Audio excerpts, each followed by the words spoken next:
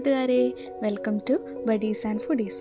എല്ലാവരും സുഖമായിരിക്കുന്നല്ലോ അല്ലേ? അപ്പോൾ നമ്മൾ ഇന്നൊരു സിമ്പിളായിട്ടുള്ള മുട്ടക്കറിയാണ് ഉണ്ടാക്കാൻ പോകുന്നത് കേട്ടോ. എത്ര മുട്ടയാണോ നമ്മൾ മുട്ടക്കറിയിൽ ചേർക്കുന്നത് പുഴുങ്ങാൻ വെക്കാം. ഇപ്പോൾ പുഴുങ്ങാൻ വയ്ക്കുകയാണെങ്കിൽ കറി ഉണ്ടാക്കി കഴിയുമ്പോഴത്തേക്കും പുഴുങ്ങി റെഡി ആയിട്ടുണ്ടാവും. അന്നേരം നമുക്ക് ചേർത്ത് കൊടുത്താൽ മതി. മുട്ടക്കറി ഉണ്ടാക്കുന്നതിനായി ഒരു പാൻ എടുത്ത് അടുപ്പത്ത് വെച്ച് 2 ടേബിൾ സ്പൂൺ വെളിച്ചെണ്ണ ഒഴിച്ചു കൊടുക്കാം. അതിലേക്ക് 1/2 ടീസ്പൂൺ കടുക് ചേർത്ത് കൊടുക്കാം. കടുകൊക്കെ പൊട്ടി വരുമ്പോൾ നമുക്കിനി ഇതിലേക്ക് ഒരു സവാള ചേർത്ത് കൊടുക്കാം. ഞാനൊരു വലിയ സൈസ് സവാളയാണ് എടുത്തിരിക്കുന്നത്. ചെറുതാണെങ്കിൽ 2 എണ്ണം എടുക്കാം. ഇനി ഇതിലേക്ക് 1/2 ടീസ്പൂൺ ഉപ്പിട്ട് നന്നായി വഴറ്റിയെടുക്കാം.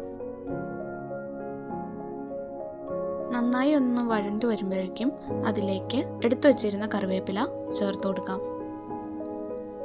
2 മുളകും അരിഞ്ഞ് ചേർത്ത് കൊടുക്കാം.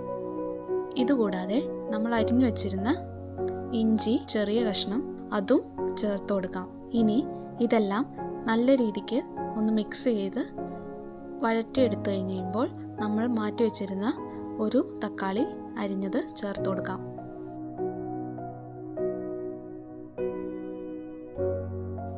ഇനി ഈ തക്കാളി ഒന്ന് വഴഞ്ഞു കിട്ടാൻ വേണ്ടി കുറച്ച് വെള്ളം ഒഴിച്ച് 2 ടേബിൾ സ്പൂൺ വെള്ളം ഒഴിച്ച് മൂടി വെച്ച് വേവിക്കാം.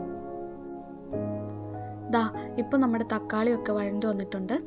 ഇനി ഇതെല്ലാം ഒന്ന് ശരിക്കും മിക്സ് ചെയ്ത് ഉടച്ചെടുക്കാം. ഇപ്പോൾ നമ്മുടെ തക്കാളി എല്ലാം ഉടഞ്ഞു വന്നിട്ടുണ്ട്. ഇനി നമുക്കിതിലോട്ട് മസാലകൾ ചേർത്ത് കൊടുക്കാം.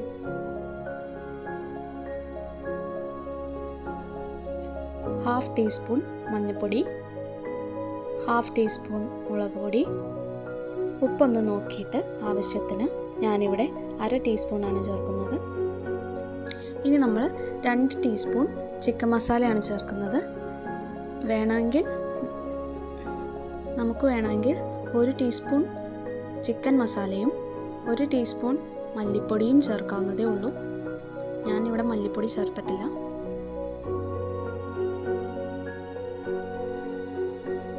ഇനി നന്നായി ഒന്ന് ഇളക്കി പൊടികളുടെ എല്ലാം പച്ചമണമൊക്കെ മാറി കിട്ടണം. ഇതിലേക്ക് 1.5 ഗ്ലാസ് വെള്ളം ചേർത്ത് കൊടുക്കാം.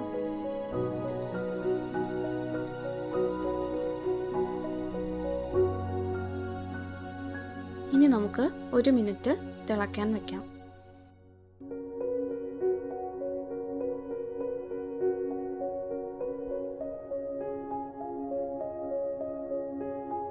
ഇപ്പോൾ നമ്മുടെ കറിയൊക്കെ റെഡി ആയിരിക്കുകയാണ്. ഇനി നമുക്കിതിലോട്ട് നേരത്തെ പുഴുങ്ങി വെച്ചിരുന്ന 2 മുട്ട ചേർത്ത് കൊടുക്കാം.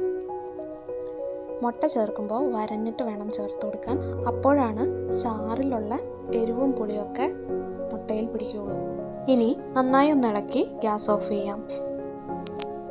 ഇപ്പോൾ നമ്മുടെ മുട്ടക്കറിയൊക്കെ റെഡിയായി. ഇനി നമുക്ക് ഈ മുട്ടക്കറി അപ്പത്തിൻ്റെ കൂടെ സെർവ് ചെയ്യാം. നല്ല ടേസ്റ്റി ആയിട്ടുള്ള ഒരു മുട്ടക്കറിയാണ് കേട്ടോ. സിമ്പിളായിട്ട് ഉണ്ടാക്കാവുന്നതേ ഉള്ളൂ. എല്ലാവരും ട്രൈ ചെയ്ത് നോക്കിയിട്ട് അഭിപ്രായം അറിയിക്കണേ. അപ്പോൾ നമുക്കിനി അടുത്ത വീഡിയോയിൽ കാണാം. അതുവരേക്കും bye. Thank you so much for watching.